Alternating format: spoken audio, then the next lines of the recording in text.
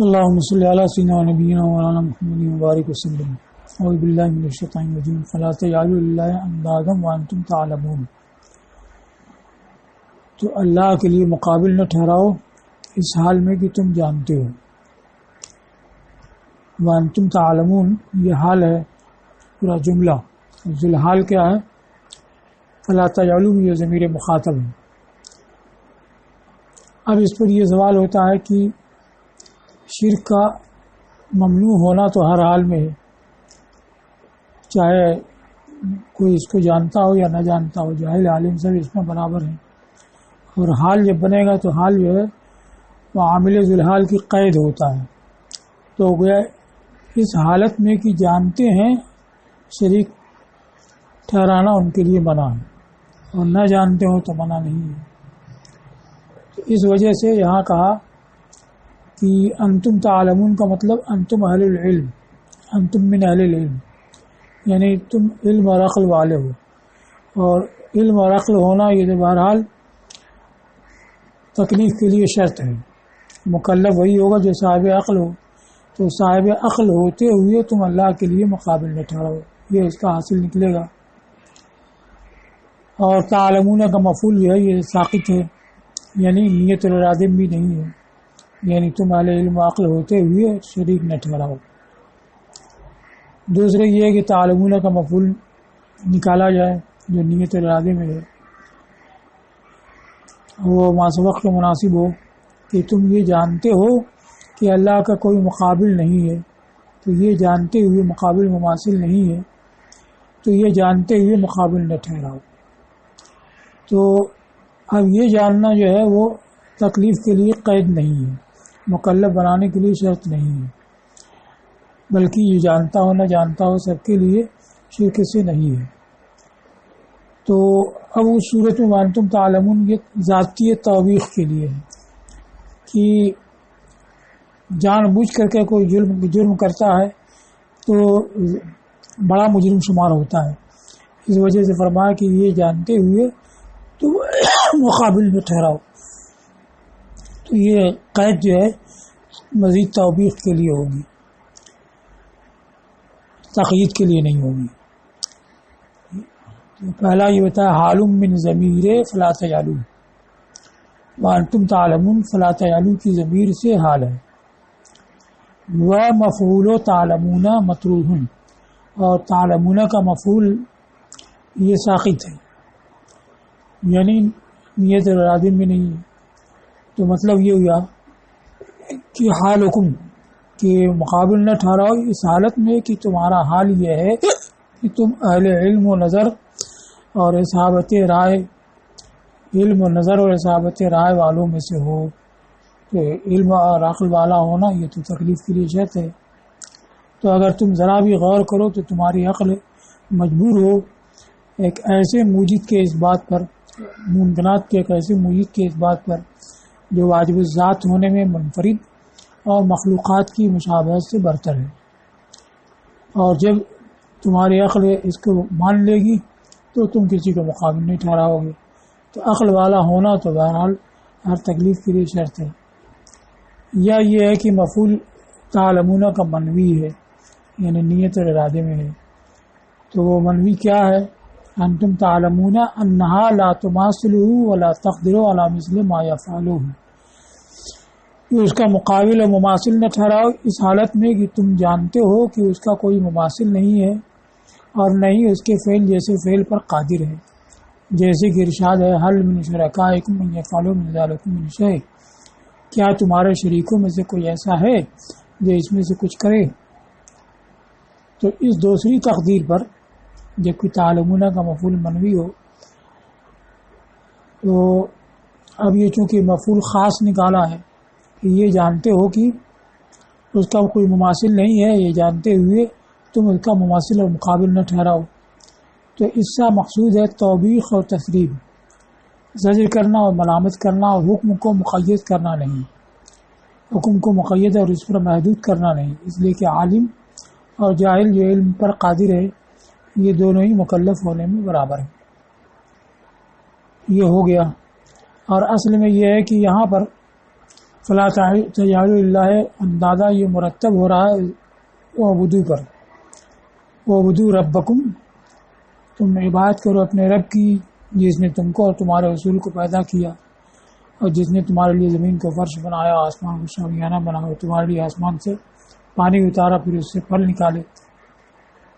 تو صفات کے ساتھ پہلے ذکر ہوا، صفت تو مفہوم کلی رکھتی ہے، لیکن اس کے ساتھ یہ ہے کہ ان صفات سے موصوف سوائے باری تعالیٰ کے اور کوئی نہیں ہے۔ جب ان صفات سے موصوف کوئی اور نہیں ہے تو یہ جانتے ہوئے تم اس کا مقابل نہ ٹھہراؤ، کیونکہ پہلے ہی تعلیم ہو گئی، بتا دیا گیا، اور وعبدوا کو ربکم کو مرتب کیا گیا ماں باپ پر، یہی بتانے کے لیے کہ جو ان صفات سے موصوف ہوگا وہی مستحق عبادت ہوگا، کیونکہ پہلے رب کی معرفت ضروری ہے، معرفت کے لیے صفات میں نظر کرنا ہے، اور ان صفات میں نظر کرنے سے اس کی معرفت بھی ہوگی، اس کی وحدانیت کا بھی علم ہوگا کہ ان صفات سے موصوف وہی ایک ہے، یا وہی ایک ان صفات سے موصوف ہے کہ نیست حس کرنے والا ہے، پھر کمال تک پہنچانے والا ہے، اور پھر بقا کا سامان کرنے والا ہے، تو اس کے لیے مقابل نہ ٹھہرائے۔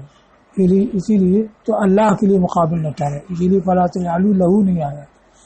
اور دوسری جگہ ہے وَاعْبُدُوا اللَّهَ وَلَا تُشْرِكُوا بِهِ شَيْئًا، تو وعبدوا کے بعد اس میں جلالت آ گیا۔ جب اس میں جلالت کے ساتھ عبادت کا حکم ہوا کہ اللہ کی عبادت کرو، تو وہاں ضمیر آئی، لا تشرکوا باللہ نہیں بلکہ لا تشرکوا بہ آیا، اور یہاں پر حکم ہوا ہے وعبدوا ربکم کے ساتھ، اور یہ ایک مفہوم کلی ہے۔ تو اب یہاں پر مقدر ہے کہ اس کی بات کرو جن صفات سے موصوف، اور ان صفات سے موصوف اللہ کے سوا کوئی نہیں، تو اللہ کے لیے کوئی مقابل نہ ٹھہراؤ جبکہ تم یہ جانتے ہو۔ اور جانتے ہو کا مفعول یہ نکالا جائے کہ تم یہ جانتے ہو کہ تمہارا کوئی اس کے سوا کوئی ایسا رب نہیں ہے جو خالق ہو، منعم حقیقی ہو، اور وہی تمہاری بقا کا سامان کرنے والا ہو، جیسا کہ پہلے مذکور ہے۔ تو پہلے جو مذکور ہے وہ جانتے ہوئے تو یہ تو ہر مخاطب کے لیے ایک علم میں آ جائے گا کہ ایسا رب جو خالق بھی ہے اور پھر بقا کا سامان کرنے والا بھی ہے، وہی ہے، یہ جانتے ہوئے کسی کو مقابل نہیں ٹھہرا۔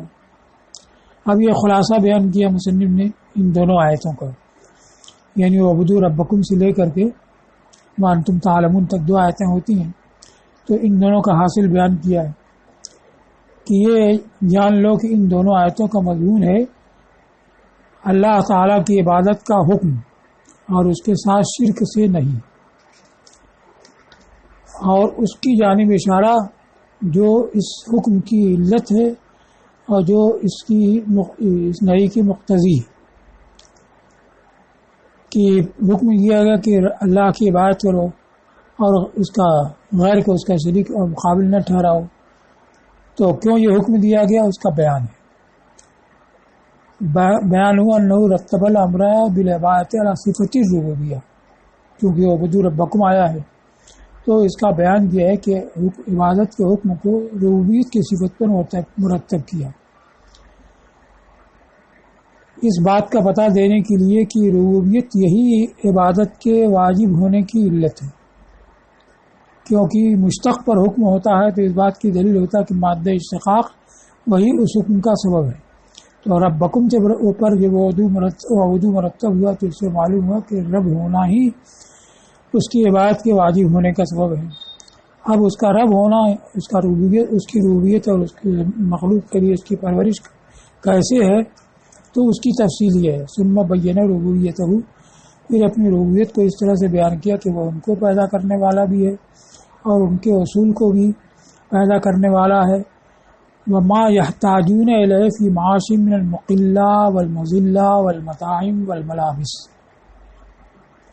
تو ما یحتاجون الیہ یہ اصول پر ہے، خالق و اصولہم وما یحتاجون الیہ، کہ اس کی ربوبیت اس طرح سے ہے کہ وہ ان کی تخلیق فرمانے والا، ان کے اصول کی تخلیق فرمانے والا ہے، اور ان کی بھی تخلیق کرنے والا ہے جس کے وہ اپنی زندگی میں محتاج ہے۔ مقلہ اور مذلہ یعنی زمین اور آسمان، اقلہ اقلال کا معنی اٹھانا، تو زمین انسانوں کو اٹھا رکھنے والی ہے، اور ذل اذلال کا معنی سایہ کرنا، تو آسمان ان کے اوپر سایہ کرنے والا ہے۔ تو اپنی معاش اور اپنی زندگی کے بقا میں وہ زمین و آسمان کے محتاج ہے، اور اس زمین و آسمان کو پیدا کرنے والا بھی وہی ہے، تو اس سے بھی اس کی ربوبیت ثابت ہوتی ہے۔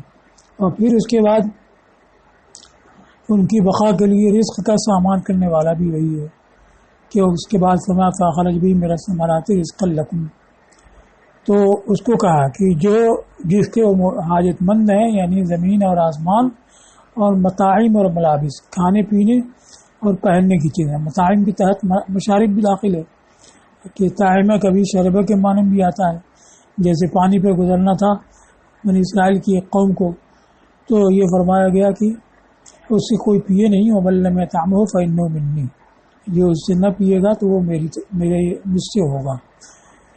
تو مطاعم میں مشارب بھی آ گئے، اور ملابس پہننے کی چیزیں جس کا تو کوئی ذکر آیا نہیں، تو اس کو کہا ہے کہ فاخرج بھی من الثمرات رزقا لکم، تمہارے رزق دینے کے لیے ثمرات نکالے۔ تو ثمرہ یہ مطعوم اور ملبوس سے اہم ہے، اور رزق جو ہے معقول اور مشروب سے اہم ہے، کیونکہ ثمرہ اصل معنی تو اس کا پھل ہوتا ہے جو درخت سے پیدا ہوتا ہے، پھر اس کے بعد کسی چیز کے بھی فائدے کو منفعت کو ثمرہ کہا جاتا ہے۔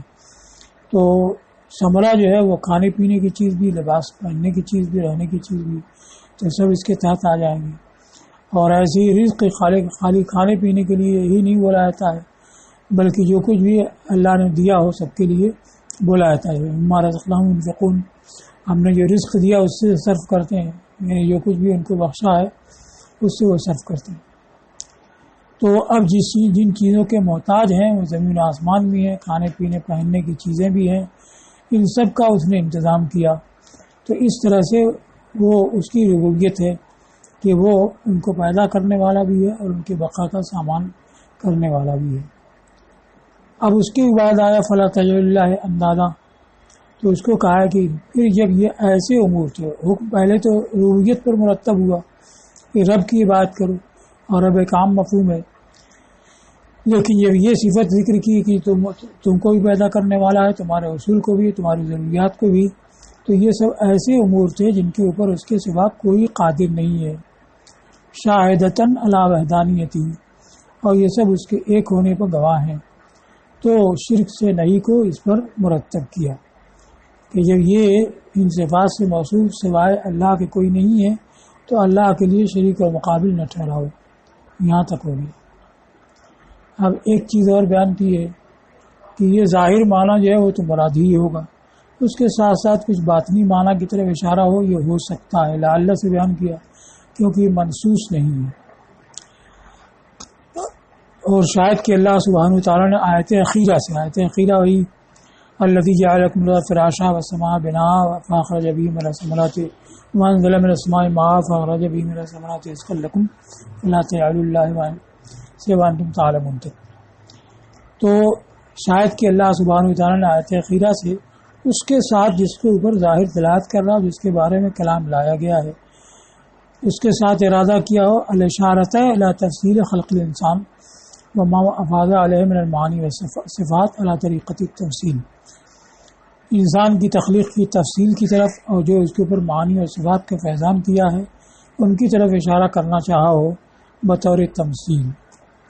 تو ایک تو باطنیہ کا مذہب ہوتا ہے جو کہتے ہیں کہ باطن ہی مراد ہے اور ظاہر سے جو کچھ سمجھا جاتا ہے وہ مراد ہی نہیں ہے، تو یہ تو اہل باطل کا مذہب ہے۔ مصنف نے یہ کہا ہے کہ جو ظاہر سے ثابت ہوتا ہے وہ مراد ہی ہے، اس کے ساتھ اشارہ ہو باطنی معنی کی طرف یہ ہو سکتا ہے، اس کو بھی لعل سے بیان کیا ہے۔ اب وہ تمثیل کیسے؟ اس کو کہا کہ بدن کی مثال دی، اصل عبارت تو یہ ہے کہ الذی جعل لکم الارض فراشا، کہ تمہارے لیے جس نے زمین کو فرش بنایا، اور مراد کیا ہے کہ بدن کو جو زمین کی طرح ہے، تمہارے لیے وہ بدن بنایا جو زمین کی طرح ہے، اور آسمان کو شامیانہ بنایا، یعنی نفس کو بنایا، نفس وہ قوت ہے یہ انسان کے اندر تدبیر و تصرف کا عمل کرنے والی ہے، تو اسی کو کہا نفس، اس کی تشبیہ آسمان تھی، یعنی اس نفس کو بنایا جو آسمان کی طرح تمہارے اوپر فائق اور تدبیر و تصرف کرنے والا ہے۔ پھر اس کے بعد جو ہے کہ وَأَخْرَجَ بِهِ وَأَنزَلَ لَكُم مِّنَ السَّمَاءِ مَاءً، اور تمہارے لیے آسمان سے پانی اتارا۔ تو پانی کی سے تشبیہ ہے عقل کی، یہ قوت مدرکہ ہے. عقل ایک تو نفس کے معنی میں بولی جاتی ہے، دوسرے قوت مدرکہ کے معنی میں، یعنی آسمان سے جو نفس کے مشابہ ہے، اس سے پھر عقل تم کو عطا فرمائی جو کہ پانی کے مشابہ ہے. اور اس کے بعد فاخرج به من الثمرات، پھر اس کے بعد اس سے یعنی عقل سے بہت سے ثمرات نکالے. تو ثمرات سے وہ فضائل مراد ہیں جو انسان کو عملی اور نظری طور پر حاصل ہے، کہ انسان کو جو عملی اور فضائل حاصل ہوتے ہیں وہ بدن اور نفس کی قوتوں کے باہم ملنے سے حاصل ہوتے ہیں. تو پھر نفس اور بدن کو پیدا کیا اور نفس و بدن کی ملنے والی باہم قوتوں سے پھر بہت سارے فضائل متفرق کیے پیدا کیے. تو یہ اشارہ یہ ہو سکتا ہے. اس کو کہا فمثل البدن بالارض والنفس بالسماء والعقل بالماء وما فاضل ہے بالثمرات المتولدہ. بالثمرات اس کا مشبہ بھی آ رہا ہے. تو بدن کی تشبیہ دی زمین سے، اور نفس کی سما سے، آسمان سے، اور عقل کی تشبیہ دی ماں سے. اور جو انسان کے اوپر عملی اور نظری فضائل کا فیضان کیا ہے جو حاصل ہوتے ہیں بے وساطت استعمال العقل الحواس سے.